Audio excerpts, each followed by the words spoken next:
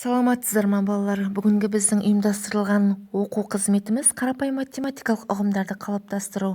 Балалар, оқу қызметімізді бастамас бұрын шаттық шеңберін жасап алайық. Мейірімді жүрекпен, ақ пейілді тілекпен амандасып алайық, бір жадырап қалайық.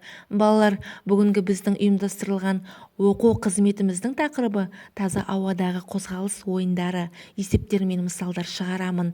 Ұйымдастырылған оқу қызметіміздің мақсаты көрнекілік негізінде қарапайым мысалдар мен тапсырмаларды шешу. Ал ендеше балалар, әліпби дәптеріміздегі бірінші тапсырмаға назар аударайық.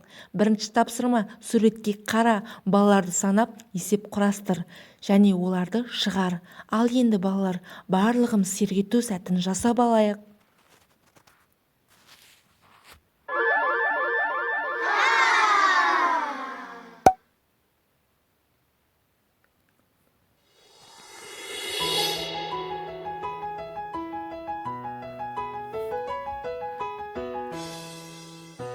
Сәлем, сәлем, шапалақ соғайық.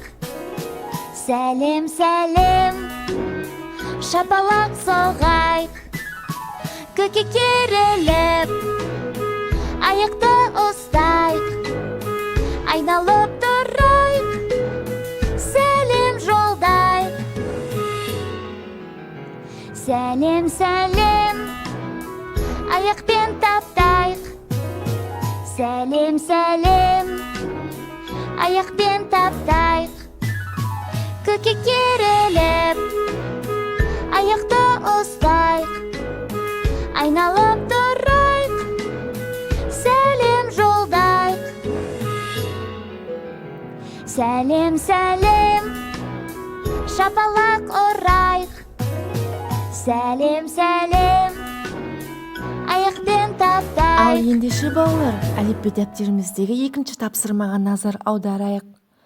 Екінші тапсырма: шарларды ретімен сызып қосамыз. Үшінші тапсырма: сандарды ретімен сызып қос. Төртінші тапсырма: сандарды салыстыру арқылы белгілерін қой. Балалар, осымен ұйымдастырылған оқу қызметіміз аяқталды. Жарайсыңдар балалар, сау болыңыздар.